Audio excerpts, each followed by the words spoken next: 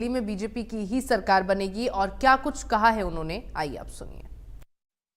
नमस्कार, मेरा नाम विनोद लांबा है। आईटीवी नेटवर्क आप देख रहे हैं। नमस्कार, मेरा नाम विनोद लांबा है। आईटीवी नेटवर्क आप देख रहे हैं। तमाम उन लीडर से मुलाकात आपकी करवा रहे हैं जो हरियाणा के तमाम बड़े चेहरे हैं, कैबिनेट मंत्री हैं, लेकिन दिल्ली चुनाव में आपसे हिसाब किताब मांगने के लिए भाजपा ने ड्यूटी लगा दी है। कृष्ण बेदी साहब हमारे साथ हैं, कैबिनेट मंत्री, और इनका परिचय इस तरह से भी दिया जा सकता है कि शाहबाद के बाद एक ऐसी बंजर विधानसभा सीट पर इनको भेजा गया चुनाव लड़ने के लिए 2024 में नरवाना, और नरवाना में भी कमल खिलाकर दिखाया, जिसको जींद जिले को कहा जाता था कि कभी भी भाजपा का साथ नहीं देता। इंट्रोडक्शन आपका मेरे हिसाब से ठीक हो गया।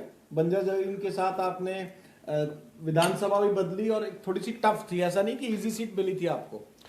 देखिए, हम पार्टी के और संगठन के सिपाही हैं और सैनिक की अपनी कोई इच्छा नहीं होती। सैनिक पर जो आदेश संगठन और पार्टी कर देती है उसको मानना भी चाहिए। और मुझे केवल 25 दिन पहले 10 तारीख को 4:30 बजे मेरी टिकट अनाउंस की, और उससे केवल एक दिन पहले ही मुझे हल्का फुल्का इशारा किया था कि आपको इस बार पार्टी नरवाना से चुनाव लड़ाना चाहती है। और मेरी कोई इच्छा भी नहीं पूछी, सिर्फ आदेश हुआ था मुझे, और वो आदेश को सिर्फ धार्य मानते हुए मैं नरवाना में पहुंच गया। आप लोगों का बड़ा स्नेह, आशीर्वाद और पार्टी का मेरे पर विश्वास, और मतदाता ने मेरे नेतृत्व पर विश्वास किया, मोदी जी पर विश्वास किया।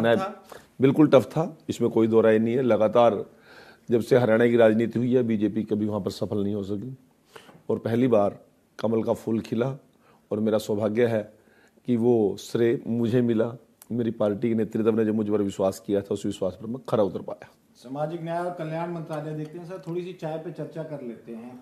और चर्चा इस लिहाज से भी बड़ी महत्वपूर्ण है कि ऐसे फाइटर में इस लिहाज से कह रहा हूं कि भाजपा एज ए पार्टी में, और इस बात को कोई छुपा नहीं है, जो हरियाणा देखता है, दिल्ली देखता है या महाराष्ट्र की राजनीति में रुचि रखता है। 2 राज्य ऐसे थे जहां कोई आपको आंक नहीं रहा था, मैं खुद कह रहा हूँ, और उसमें शायद मीडिया भी अगर दोष देना चाहो तो बेशक से दे लो, गच्चा खा गई। हाँ, नहीं, महाराष्ट्र भी ऐसा ही राज्य था, क्योंकि वहां के लोकसभा के चुनाव थे। पैरामीटर होता है, ऐसा नहीं है कि मीडिया किसी बायस होकर कर रही थी।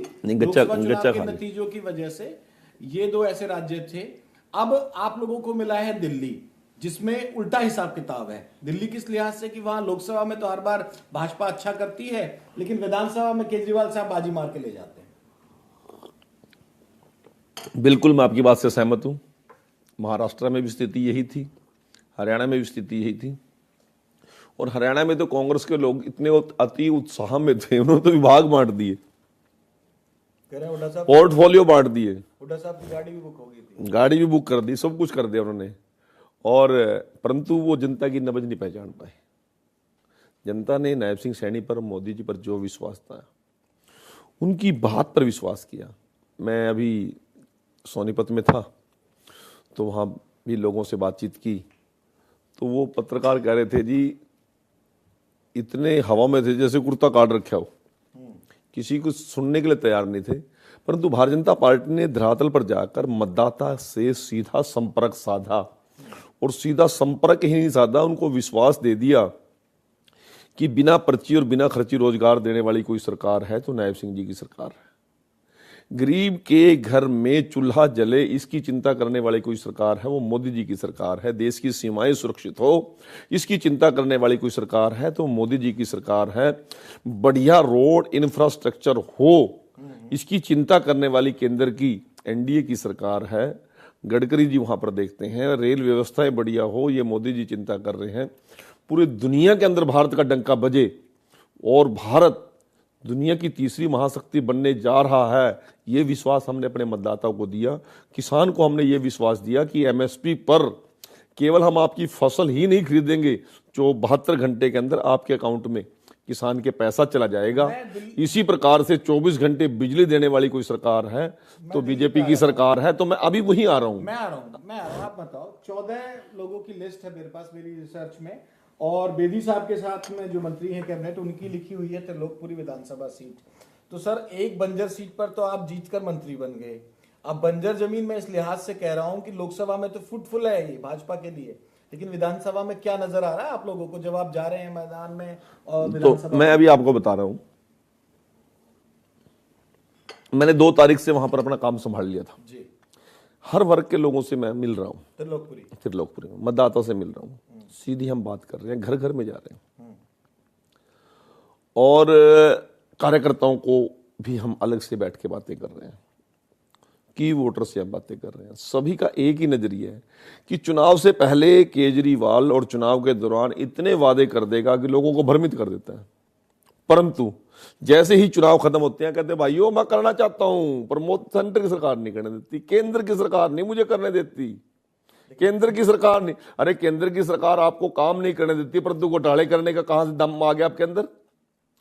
लोगों ने यह मन बना लिया जब करना ही केंद्र की सरकार ने है तो फिर हम यहां पर भी क्यों ना डबल इंजन की सरकार बनाए। और इस लिहाज से लोगों का मन है कि इस बार 100% 5 तारीख को मतदान होगा और 8 तारीख को दिल्ली की विधानसभा में कमल का फूल खिलेगा। अच्छा, मैं इसको थोड़ा समझ लेता हूं, दर्शकों को भी समझ में आ जाएगा। तो आप ये कह रहे हो मंत्री जी कि जो बहाने हैं, एक्सक्यूज बनाए जाते हैं, वो इस बार का मुद्दा है। हाँ, बहानेबाजी नहीं सुनना चाहती, झूठे लारों में जनता नहीं आना चाहती। मतदाता देश की तरक्की के साथ दिल्ली की तरक्की को जोड़ना चाहता है।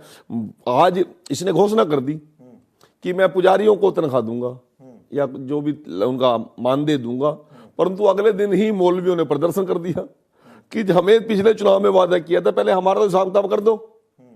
और ये इस प्रकार के झूठे लारे नारे लेकर गुजरात में भी गया था, हरियाणा में भी गया था, हिमाचल में भी गया था, उत्तरांचल में भी गया था। पंजाब में सरकार बना ली, पंजाब में सरकार तो बना ली, परंतु उसके बाद आगे कहीं सरके क्या? कहीं कोई सीट आई क्या? कहीं कोई चर्चा है क्या? कहीं पूरा का पूरा मंत्रिमंडल जेल में पड़ा। और वहां तो हद ये होगी कि वहां का स्वास्थ्य मंत्री तो 1.5 महीने के बाद जेल में चला गया था। तो आज जिस प्रकार से अफरा तफरी का माहौल है, अर्थव्यवस्था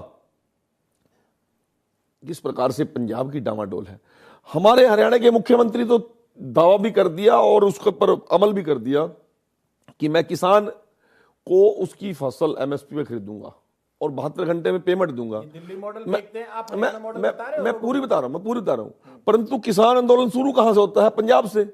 पंजाब में क्यों नहीं मुख्यमंत्री करते? ये हिमाचल में कांग्रेस, केंद्र के हाथ में है क्या चीज? ये जो एमएसपी देना, कौन कहता है? करे ना केजरीवाल में हिम्मत है तो पंजाब में घोषणा तो करे। जब केंद्र पे ठीक राजा फोड़ना फोड़ लेना, कहने की तो हिम्मत करे ना। जब है ही नहीं है कुछ भी, 3 में ना 13 में ना टोकरी के बेरों में, कहीं कोई लोग मुंह लगाने के लिए तैयार नहीं है। ये रिपीट कर दो, 3 में ना 13 में ना टोकरी के बेरों में, कहीं गिनती नहीं है। अच्छा, कोई कहीं काउंटिंग नहीं है पूरे देश के अंदर। केजरीवाल को ना गुजरात ने मुंह लगाया, ना उत्तर प्रदेश ने मुंह लगाया, ना राजस्थान ने मुंह लगाया, ना हिमाचल ने मुंह लगाया, ना उत्तरांचल ने, ना हरियाणा ने, कहीं को सुनने के लिए तैयार ही नहीं है। आज जिस प्रकार अभी लोकसभा चुनाव में तमाशा देखिए क्या किया इन्होंने। हरियाणा में तो केजरीवाल के साथ मिलकर चुनाव लड़ा कांग्रेस ने, दिल्ली में चुनाव लड़ा और पंजाब में जूत बाजार थे, और अब फिर दिल्ली में आ गए, फिर अलग अलग लड़ेंगे। अरे हद होगी तुम्हारी। किसी दीन पे, धर्म पे, मजहब पे, विश्वास पे, किसी बात पे, पंचायती बात पे कहीं तो रुक जाओ, पर तुम नहीं रुकेंगे, क्योंकि केजरीवाल कांग्रेस की बी टीम है और दिल्ली के अंदर कांग्रेस केजरीवाल की बी टीम है। इनका तो केवल एक ही मकसद है कि किसी प्रकार से वोट का बिखराव हो और भारतीय जनता पार्टी सरकार आने से रोकें। अरे हरियाणा में जहां इसकी जन्मभूमि है वहीं से तो हम आते हैं, वहां तो कोई इसको राम राम भी नहीं करके राजी, कोई मुंह भी लगा के राजी नहीं है। जमानत नहीं बची किसी सीट पे, जमानत बचने की बात छोड़ दो, कोई सीरियस नहीं लेता। ये दिल्ली के लोगों ने भी मन बना लिया है कि इस बार केजरीवाल को किसी भी कीमत बर्दाश्त नहीं करेंगे। बहुत नाटक हो चुका है, बहुत नौटंकी हो चुकी है। कांग्रेस चुनौती है हरियाणा नहीं, इसमें दिल्ली में चुनौती मानते हैं आप कांग्रेस को लेकर कितने सीरियस हो? आप अभी तो सीधी कांग्रेस का नाम सुन के हंसी आती है, कहीं कोई चर्चा नहीं है। कांग्रेस की ना नेता है, ना नीयत है, ना नेतृत्व है, पूरी स्थिति है। हरियाणा के अंदर आज 3.5 महीने के बाद 37 विधायक है, एक लीडर ऑफ अपोजिशन नहीं चुन सके। पहले कहते थे कि हमारे लोग महाराष्ट्र में भी, महाराष्ट्र में जो निकलना था आपके सामने आ तो गया, क्या निकला है। फिर कहते हैं कहीं और है, आज कोई चर्चा करने वाला नहीं है।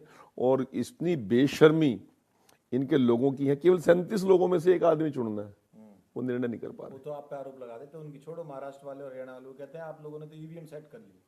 होगी बात ये। अब इसमें अब लीडर ऑफ अपोजिशन में किसने रोक रखे हैं, कर लो, वो तो उनके हाथ की बात है। चलो तो सीधा सवाल बेदी साहब से, मंत्री जी से, हरियाणा के ये कैमरे के सामने देखते हुए अंतिम सवाल है, आपका अनुभव और आपने जितना फील्ड वर्क किया और आपके साथी भी है, मैं डांडा साहब से बात भी बैठा था पिछले दिनों और लोग भी आए हुए थे, आपके सबसे बातचीत कर रहा हूँ। आप अगर एक दावा करें, इसको मैं सेव करके रखूंगा, तो दावा करें बड़े सोच समझ के करना, क्योंकि आज डिजिटल जमाना है, हर चीज सेव हो जाती है। तो बेदी साहब का क्या दावा है दिल्ली को लेके, कितनी सीट भाजपा को? भारतीय जनता पार्टी दिल्ली प्रदेश के अंदर संपूर्ण बहुमत की सरकार बनाएगी। हमने ये रिकॉर्ड हमने पहले भी कराया था, हरियाणा में भी कराया था लोगों को, और लोग हंस रहे थे। और आज के दिन आप भी रिकॉर्ड करने की बात करें, रिकॉर्ड करने की बात इसलिए कह रहे हो क्योंकि आपको विश्वास नहीं है। आपको विश्वास, आप लोगों को विश्वास दिलाने के लिए मैं कह रहा हूं कि रिकॉर्ड आप ना करो, मैं भी करवाऊंगा और आपसे इसकी रिकॉर्डिंग लूंगा भी। संपूर्ण बहुमत की डबल इंजन की सरकार दिल्ली प्रदेश में बनेगी। मैं आपके दावा कर रहा हूं, और दावा इस बिहाफ पे कर रहा हूं कि हम एक एक मतदाता के दरवाजे तक जा रहे हैं, उनको नोक कर रहे हैं, उनके घर तक जा रहे हैं, उनसे बात पूछ रहे हैं। नंबर, लोगों का मन बढ़ चुका है, नंबर, लोगों का मन बढ़ चुका है। और लोगों का जब मन बढ़ जाता है फिर वो किसी की नहीं सुनते। लोगों ने निर्णय कर लिया है कि हमने मोदी जी को ताकत देनी है, दिल्ली प्रदेश में डबल इंजन की सरकार लेके आनी है। और मेरा दावा, जितना मेरा राजनीतिक अनुभव है, उस राजनीतिक अनुभव के आधार पर मैं 100% कह सकता हूं कि दिल्ली प्रदेश के अंदर संपूर्ण बहुमत की भारतीय जनता पार्टी की सरकार बनेगी।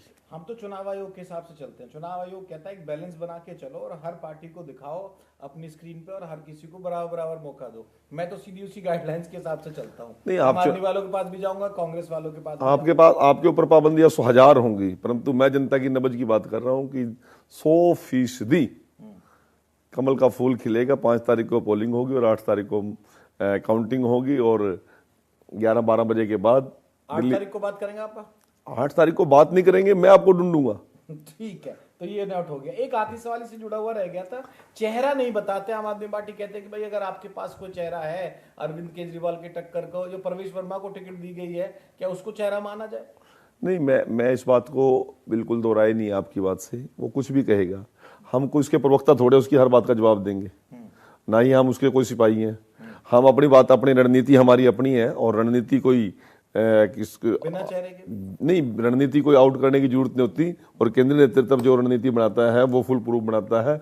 100% केजरीवाल को हम मुख्यमंत्री का चेहरा भी देंगे, केजरीवाल को बता देंगे कि तेरा कितने का वजूद है, कितने तू आरोप लगा सकता है, और आरोप लगा सके से काम नहीं चलेगा। लोगों को सुविधाएं, यदि सत्ता में आते हो तो सुविधाएं देनी पड़ेंगी।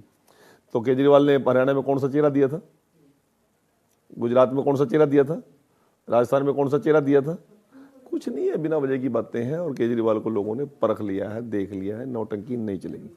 तो बेदी साहब ने बड़ा चैलेंज कर दिया कि भाई आप लोग सेव करके मत रखो, मैं भी सेव करके रखूंगा, और निश्चित तौर पर मेरी और बेदी साहब की बात होगी 8 तारीख को। और जो हरियाणा के लीडर्स हैं, 2-3 लीडर्स से मेरी बात हुई, अभी प्रवेश वर्मा साहब के भी इंटरव्यू आपको दिखाएंगे, बाकी लोगों के इंटरव्यू भी दिखाएंगे, जो दिल्ली के जो तमाम चेहरे हैं। लेकिन हरियाणा की जो टीम है वो भी पूरे ना खूंटा गाड़ के, जिसे कहते हैं खूंटा गाड़ के दिल्ली में जमी, हरियाणवी खूंटा गाड़ के दिल्ली में जमी हुई है। और बेदी साहब ने ऑन कैमरा कहा है दावे के साथ कि 8 तारीख को बात करेंगे, और इनका दावा है कि दिल्ली में भाजपा सरकार बनाएगी। महाराष्ट्र और हरियाणा की तरह सरप्राइज अगर मत होना, बेदी साहब का यह भी दावा है कि उन राज्यों को लेकर भी बहुत लोग चकित रह गए थे, ऐसा ही कुछ दिल्ली में भी होने जा रहा है। कैमरामैन हिमांशु नेगी के साथ विनोद लांबा, ITV नेटवर्क, दिल्ली। और खबरों में फिलहाल के लिए इतने ही। आप देखते रहिए इंडिया न्यूज हरियाणा। राम राम।